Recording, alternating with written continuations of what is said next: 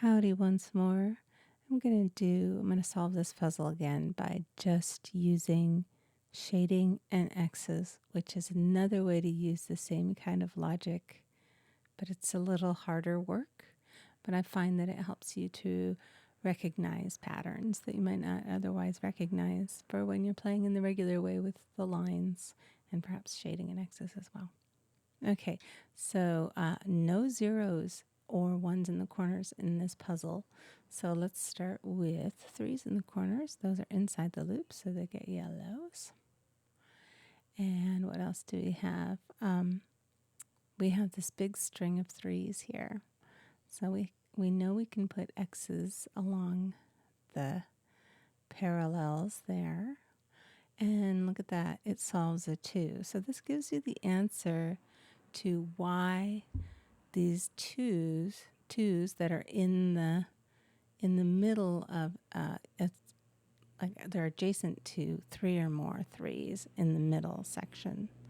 So it could be the second of 3 or 4 or the third of 4. You know what I'm saying? Not on the ends, but in the middle threes. And there's got to be more than 2 of them. This is what happens to the 2. So if you're playing with lines, you would put 2 lines here, and you would already have 2 lines here, so you know that this 3 is solved with the open side along the edge there, like that. So that solves this chain of 3s and really gets us going here. So again, like what I was saying in the last video, there's that arc of X's around the back side of the 3, and you can see that there. And we'll just finish that off here. And now we have a 1 next to a 3, the segment of a 3, so let's not forget to fill in the X's for that one. This 1 here has already got 3 X's, so we know that's done. This 2 is done, this 1 is done, this 2 is done, this 2 is done too. Look at that. So now I can put my X's there, and that does this 3 here too. So if I put the X's around the back, that finishes off this 2 here, which is great. And then we need the X's on the corner there. One of them's off the grid. But what this does is it gives us a connection in this corner. It shows us that this cell here is outside of the loop. And when you have a cell that's outside of the loop, next to a 3, that 3 is automatically inside the loop. So that's good to know. So how would that work? So this line comes around here and it pokes into the 3, which means that the opposite is a corner. So I can fill in the X on the segment that's showing. So we have blue, yellow, blue, which means it opens upward there. So that solves this 2 here. So I can go and put the X on the corner of the 2. And there's so much more to do, but let's take advantage of the fact that we do have knowledge of which of these cells here are inside and outside of the loop to shade them, and that helps us along quite a bit.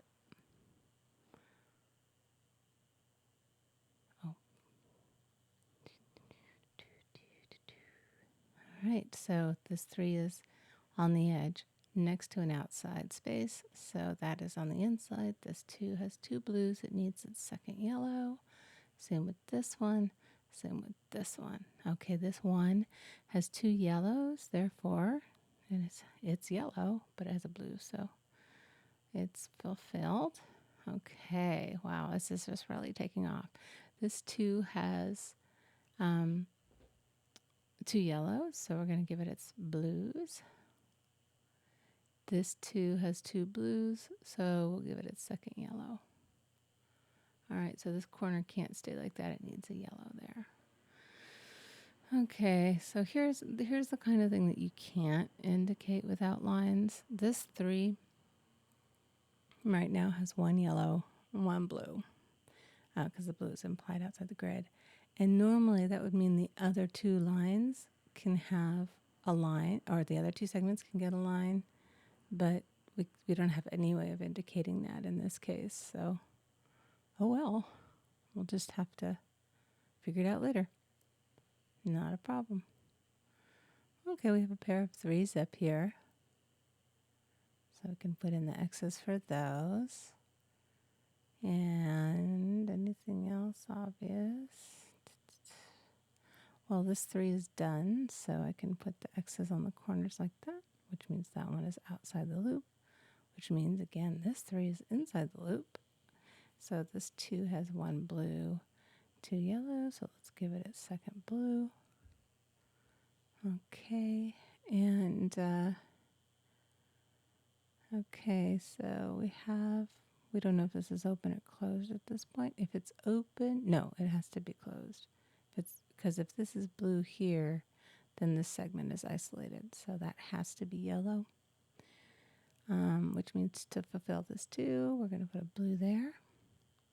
To fulfill this 2, we're going to put a yellow there. So here's a situation where you have 1 blue, 1 yellow next to a 3, but that makes a corner of, putting lines in the other 2 segments. Like here with 3, right?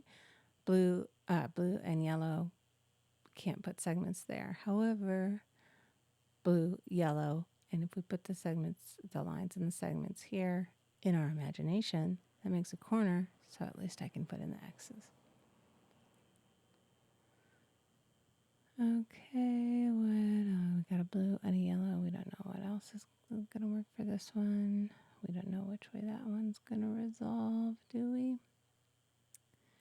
If it was blue, then these would be yellow. If it was yellow, then this one would be yellow. This one couldn't be blue because the yellow would isolate that. And it couldn't be yellow because then you would get a checkerboard pattern here. If the 3 was yellow. So we are looking at a 2 that is blue and a 3 that is blue. I hope you can follow my logic. This 2 has 2 blues, so we'll give it a second yellow. Okay, so this 3 now, we know that it opens up. So we've already got that, so we'll finish it off like that. Okay, what else have we got? Oh, this 2 can be done. So it has 2 yellows. Give it a second blue. Same with this one, except that we just need a second yellow. This one too needs a second blue to be done. And this one needs a second yellow to be done. All right, so this one now has a blue and a yellow on 2 sides. So the other 2 sides can get X's. Even if they were next to each other, it doesn't matter where the blue and the yellow are, the other 2 will get X's.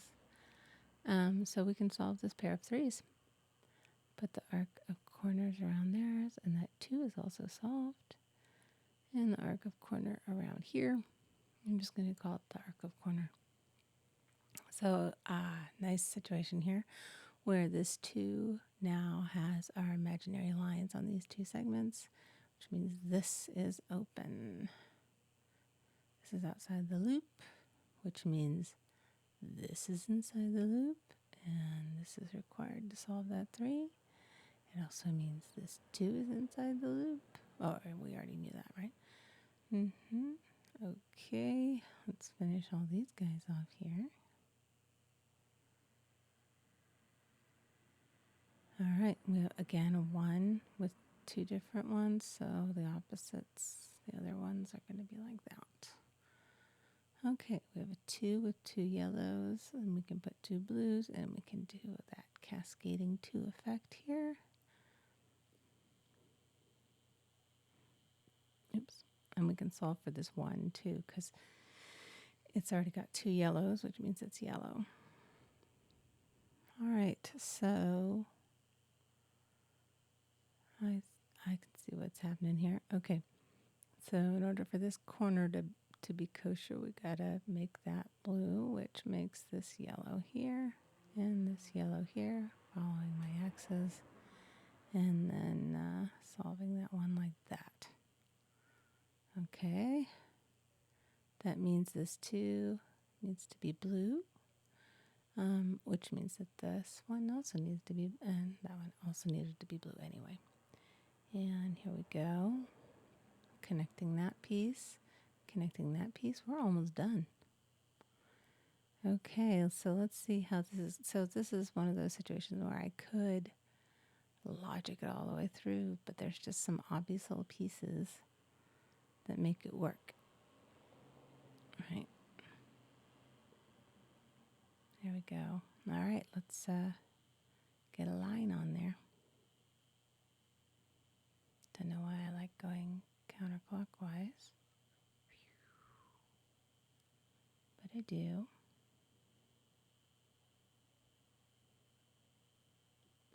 One thing I noticed from, I'll pause to tell you this.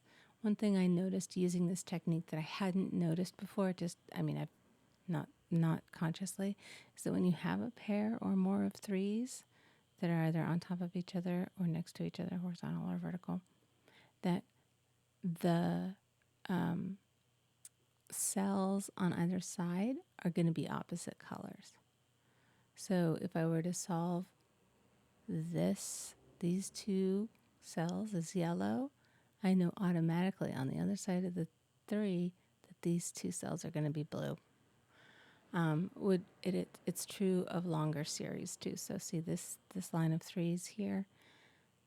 In effect, all of these are blue and all of these are yellow, and it just works that way. So even if I didn't know which way the 3s opened and I couldn't solve which way they are inside or outside of the loop, I can at least shade.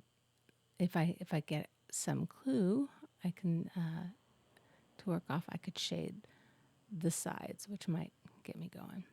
All right, bam, we did it. Okay, so that is how another one was done with shading and X's only. Again, please let Crazy Dad know if you like his stuff, and if you want me to show anything in my laconic way about how to do some Slitherlink. Yeah.